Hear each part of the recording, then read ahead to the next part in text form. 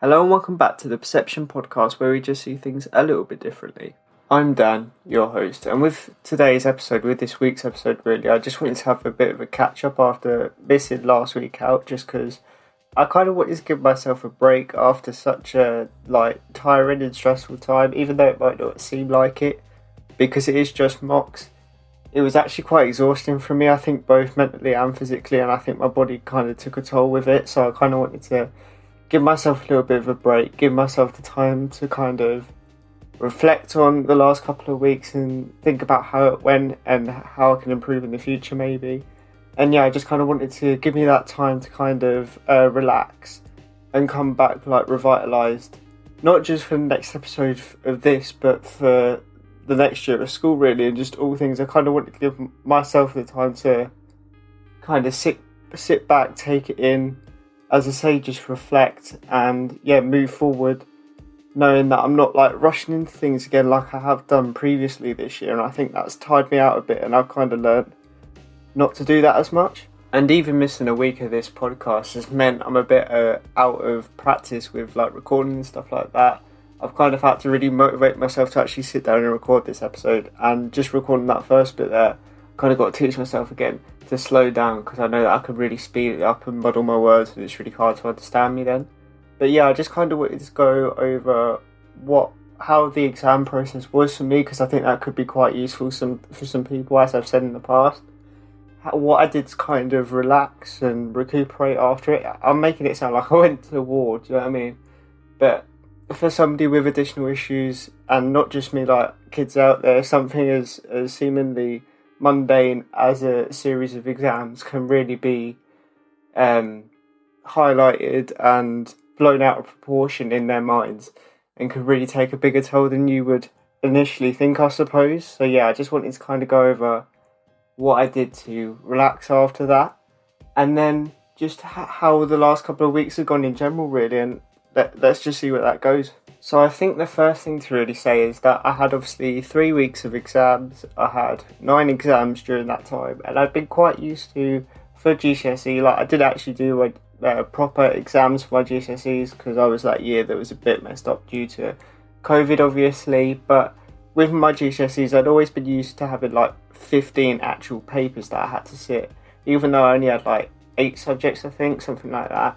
There was always loads of papers that you had to sit, but for A-level, having 4 subjects, I've obviously got a lot less papers to sit, but I think they kind of make up for that in the content and how long they are. So it's definitely been more of a challenge to kind of revise for them, and the kind of breadth of knowledge that you need to know for these subjects. But so far, what I'm quite pleased with anyway is that even though I definitely could have done more revision, I definitely could have been more organised and stuff like that, I knew going into these set of exams that was definitely something that I know I've got to work on moving forward. And I think the most important thing is that I started to work on them skills. I kind of called myself out for it and kind of knew what I had to do moving forward.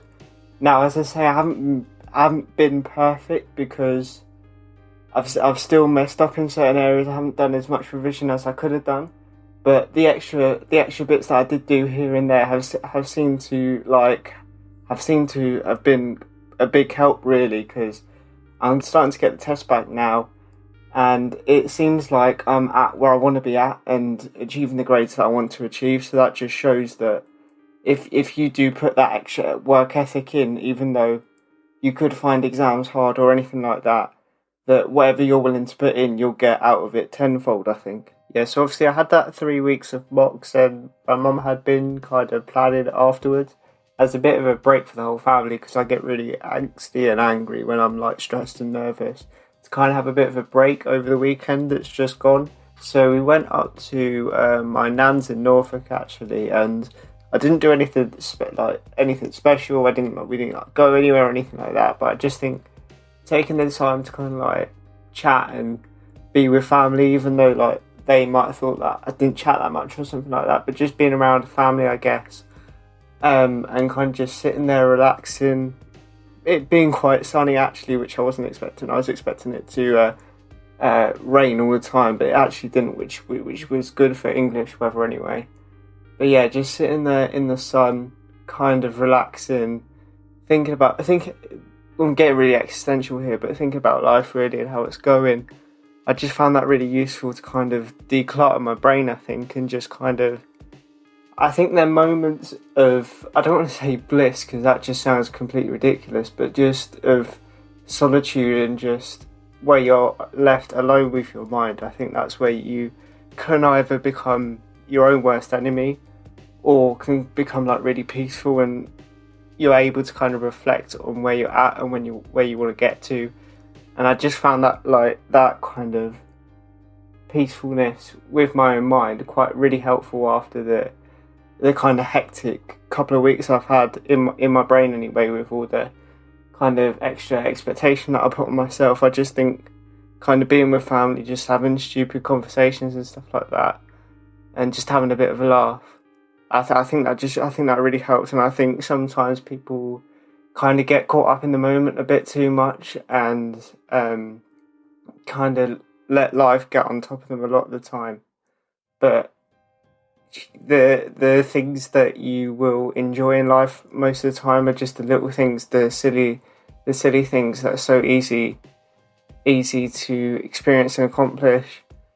And I think people just forget sometimes what the best things in life are really, and how they can be these simple things we have found and stuff like that. And I just think it's important to stress that I think you just got to cherish them while you have them, because before you know it, you might be moving on to another stage in life like I am soon, and it's just you got to really cherish the moment, even though it might not seem like a big moment, or it might seem like a kind of, I don't know, just kind of a boring weekend or something like that. You can take satisfaction and you can take fulfillment out of any situation. It's up to your kind of mindset going into it and how willing you are to kind of be in the moment and be ready to experience it really. And I also thought I'd just quickly mention here that obviously quite a lot on this podcast, because as you've kind of seen probably with the episodes anyway, my mind just goes around in circles, and I sit here every week and I'm like, right, a couple of days before I record it, what am I going to do the episode about? What have I learned this week? What have I experienced this week? What can I talk about that would be in any way meaningful or resonate with anybody listening? So obviously I go through stages of focusing on particular things in my life and particular aspects of my life, but obviously recently I've been talking a lot about my little brother and how I found it hard to kind of like build that relationship. But so I thought I'd just kind of add in here that obviously I've got quite a close relationship with my family up there, but because I'm the older one by quite a way, all my cousins and stuff like that are a lot younger. I've never been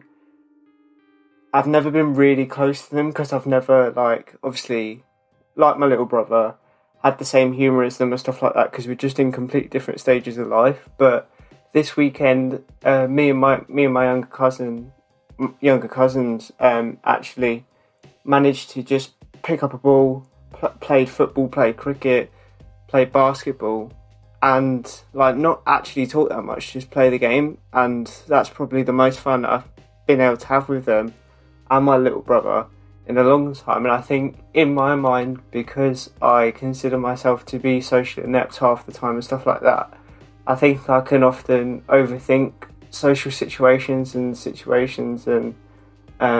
what to say and stuff like that, and what am I not saying and what am I not picking up on and stuff like that. Whereas something like sport, and even though it wasn't really competitive, I mean, I was twice his height playing basketball with them. One of them had a bad leg, literally in like a cast thing. I don't know what it's called. So like, they were severely disadvantaged and I was severely advantaged, and they still managed to beat me half the time. But anyway, I just think the thing here is just to say that, like, I think it's so easy most of the time to kind of blow your differences and blow your insecurities out of the water and just make them affect you in ways that they don't necessarily have to. And it's something as simple as playing a board game, playing a sport, just getting up and doing something where you don't really have to talk to people to show that you're enjoying it and stuff like that, where it's just like a physical thing, whether it's like a a hug to somebody you love or something like that. I think stuff like that can be so meaningful, and I think it's definitely helped me recently and stop overthinking certain situations and just do and just be in the moment and just have a bit of fun with the people you care about. So yeah, I thought that was quite of a nice thing to kind of finish how my week's gone, really. Just that kind of feeling that I've overthought a lot of the relationships that I have, whereas if I just kind of just didn't put as much pressure on them, didn't put as much weight on them, I think they're a lot easier to deal with than perhaps I make out in my head, really, is what I'm trying to get. And just a quick little mention to Cam's actually here, obviously. Again, I've talked about in the past about my experiences with Cams and how it's not always necessarily been the best. But to be fair to them, I did have a phone call with them, phone appointment. I don't know what it is, but it was on Zoom or whatever app they used, and we did talk over some things regarding like my low mood, as I like to put it, and stuff like that. Yeah, and I just wanted to kind of say I found that really helpful. I found that really productive, and hopefully that process will kind of be getting started up with now, because believe it or not, during the pandemic, apparently one side or the other tried to, I don't know, book an appointment with my mum or something like that, and because I guess she was at work or something like that, they couldn't get through to her that day for whatever reason. And instead of maybe trying again or trying to sort something else out, they thought the best idea was just to shut my case fully. So I went to the GPs the other week to kind of, I don't know, get me re-referred or anything like that. And they actually found out that they had closed my, it sounds like a crime, but they closed my case like fully, which was a bit weird. But with all due respect, we sat down, we had a bit of an appointment, as I said, it took like an hour or so, talked out a few things, quite difficult to do, kind of opening. It's difficult for anybody really, just to kind of put yourself out there and just make yourself vulnerable in that way, I guess, especially when you've done it like 3 or 4 times now to the same like kind of institution, to CAMS, to just different people, and you're kind of it feels like you're getting nowhere at times. I feel like after that appointment, I kind of laid it all on the line. Is that wore my heart on my sleeve? That's the right way of putting it. And they've kind of already put an action plan together, so that's a bit encouraging. Anyway, and hopefully that will kind of help with the low mood a bit, and kind of give me a plan moving forward, because I feel like a lot of what I've struggled with recently is kind of due to the pandemic in a way, and due to my own mental health in a way as well, because I think my mental health was declining anyway, but then to be hit with something that nobody expected, like a pandemic, where you're completely socially isolated, where you're isolated from help and support apart from your family, I think the combination of the two, my mental health declining and the natural thing that nobody could have expected or planned for, I think resulted in an explosion of just crap that not only I, but my mum then had to deal with, my little brother had to deal with, which is unfair to them. And it kind of became this burden that we've kind of been like, I feel like I've been drowning with a little bit recently, not knowing what to do. So hopefully, now that the gears have started rolling and plans in motion, hopefully I can get a bit of support with that, get a strategy together to kind of tackle this head on. But yeah, I just thought I'd kind of mention that here, because obviously I do talk about my mental health a lot, so I think it's good to kind of give an update on where I am with that, what's happening with that. And even though I have been struggling recently, it's just good to know that something's in place, so hopefully in the future it will never go away, it will never be fully eliminated, but hopefully I can just learn some strategies to deal with it more effectively and deal with it a bit better, I guess, and not just bottle it up in a box deep down, like most blokes do, and like I have done in the past, and kind of just be more honest, not even with other people, not necessarily, even though it is good, communicate with other people, just be more honest with myself and not kind of just fool myself into believing that I am okay, and to the extent that it becomes too late and it's just too overwhelming at that point. I kind of have to be honest with myself and reliable to know that it's alright to have low days, it's alright to have bad days, and I've kind of got to be the one letting myself know that I can't try and... It's bad enough disillusioning the people around you, sorry. But when you're trying to kind of fool yourself and deceive yourself, then you've got a real problem, because it's then who's going to help me if I don't even know when I need help and stuff like that. So hopefully with this extra bit of support, with Cam's getting involved now, hopefully there's a plan in motion, and there's a process to kind of dealing with what I've been dealing with for the last year more effectively, I guess. And I don't know whether I'm going to leave this bit in, but I thought I'd try to open up about it a bit more. As I've kind of talked about how stressful the last few weeks were, and how I've kind of trying to deal with things a bit better and stuff like that. I've been trying to give myself like new hobbies and stuff. I know that might sound silly, but at the moment my hobbies are just kind of not dealing with problems and just kind of escaping into YouTube and my Xbox and stuff like that, so that I don't have to deal with the problems and stuff like that. So I've kind of been trying to be a bit more creative, I guess, where I'm not really a creative person, and give myself hobbies where I can kind of channel that raw emotion that I do struggle to kind of channel in the right way, I guess. Just the raw emotion, really. I've been trying to give myself hobbies as kind of an outlet so that I can better deal with that. So I don't know whether I'm going to leave this in, but I've actually been starting to write a few songs recently, actually.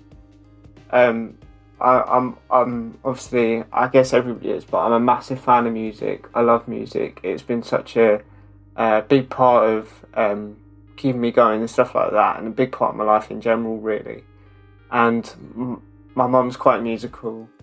Her mum was quite musical, so I guess it kind of just runs in the family. So I've actually been trying to write a couple of songs, actually. And while they're not masterpieces, I have actually found it really useful to kind of get my emotions out there onto paper, something tangible that I can kind of reflect and look at from time to time.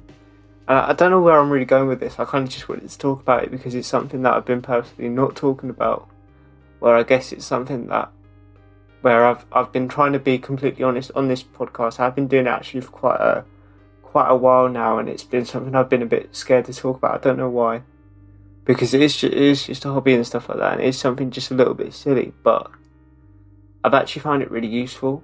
As I say, just to have that kind of, is it evidence of what I'm feeling and stuff like that? I don't know what the right word to say is, but I kind of just wanted to include it on here because at the end of the day, this is meant to be just like help for people that are going through similar things. And I always look to, like, I really like rap music, but I also like 80s pop and jazz music and heavy metal, and like, I've got such a diverse taste in music, but because for the last few years anyway, I've been focusing more on rap music myself, for songs that are coming out recently, I guess.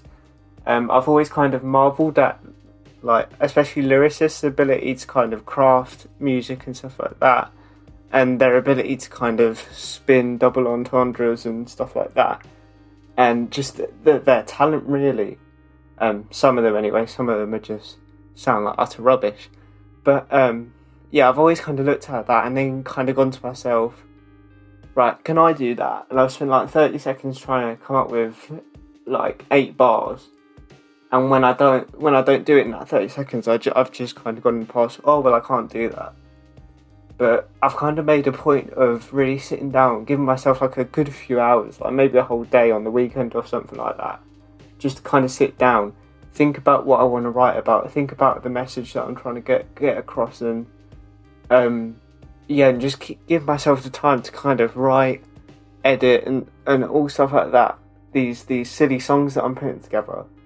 But at the end of it, I'm coming away from it, and I'm coming out with like what feels like a finished piece anyway. Obviously, it's just lyrics. I don't know how to produce or anything like that. I'm no good at stuff like that. But it's just lyrics. But I'm coming away at the end of it, and I feel a sense of pride that I've been able to do that, when in the past I felt like that wasn't something I'd ever be able to do and stuff like that.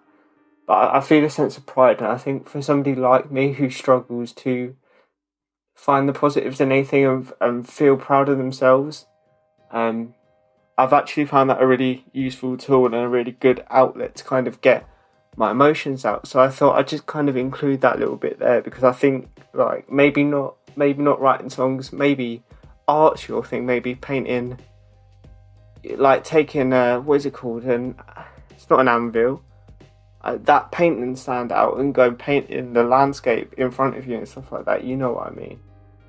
Maybe that's your thing, and maybe that's your artistic expression. But yeah, I just kind of wanted to mention that for such a logical person, even though I do love creative things, I've never been much of a creative person, and I've always been kind of like the kid with no imagination and the kid with no this and that, and I've always felt a bit like a machine. So to be able to do something that's actually like a creative outlet, I found really, really helpful. And maybe songwriting is your thing, and even if you were going to give it a go to kind of help with stress or something like that, I've learned, even in the short time that I've been doing it, that even if your first thing is complete and utter rubbish, maybe start again, maybe get a clearer message of what you're trying to write about, or take what you think's rubbish, take it to somebody and ask them honestly, constructive criticism, what you would improve about it, because that's always the best. And don't take it to people that you think are just going to take the piss out of it. Take it to people that you really value their opinion and value their honesty. But yeah, I don't know why I included that, but I know for the last few weeks that I've been kind of, I don't know, keeping that a secret, I guess, a little bit. So yeah, I just kind of wanted to share that on here and share what a positive impact that such a simple thing is actually having on my life.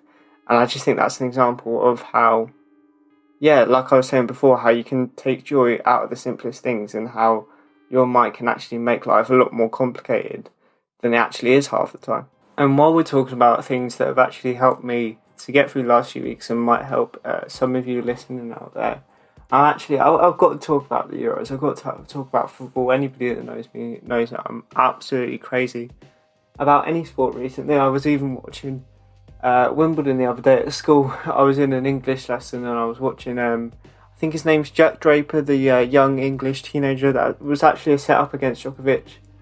And then Djokovic just showed his class in the tennis and just completely outplayed him in the final 3 sets. So anybody that knows me knows that I'm an absolute, sport is my life. Even though I can't play most of it that well, I love watching it, I love analysing it and stuff like that. But football's the main one for me. Was one of my first loves. I'm getting really deep here for no reason. But so the Euros has actually been a really exciting time for, I guess, a lot of people coming out of the pandemic and stuff like that. And I've actually been more invested and interested in it than I first thought I would be.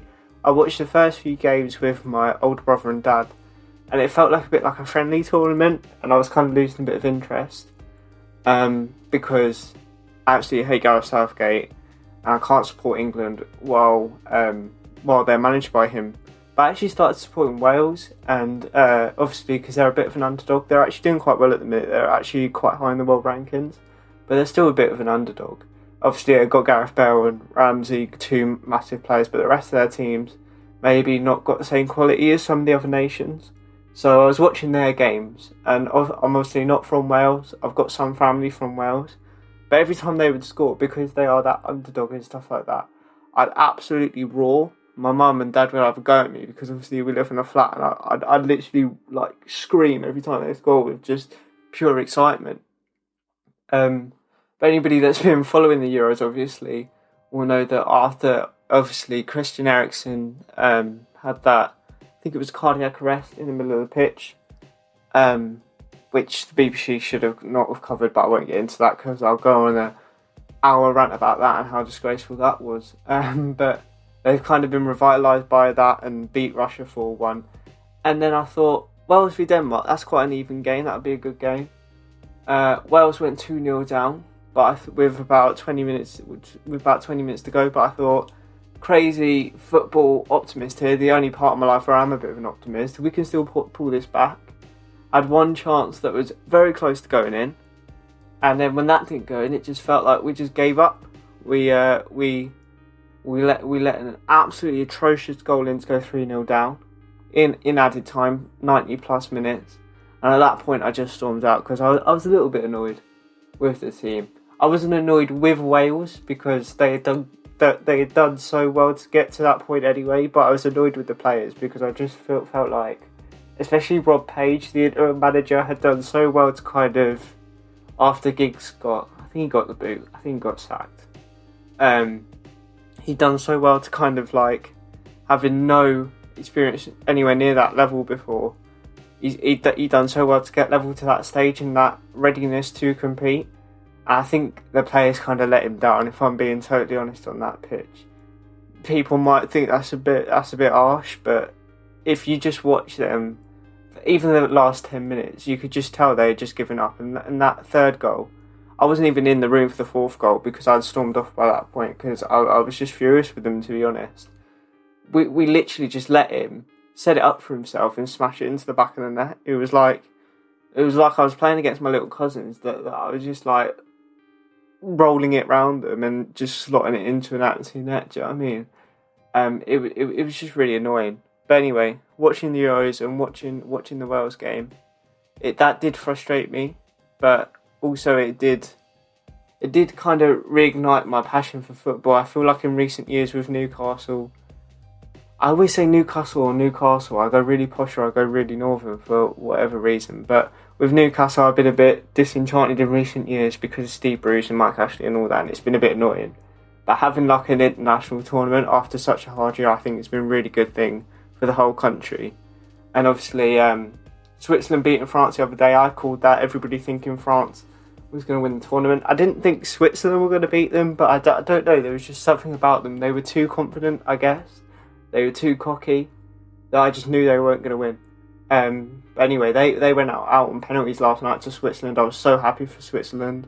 Old Newcastle player in Kevin Mbabu. They've obviously got Fabian Schär in there. I was absolutely ecstatic. I was running out around the room. I was screaming with joy. But obviously England play Germany tonight.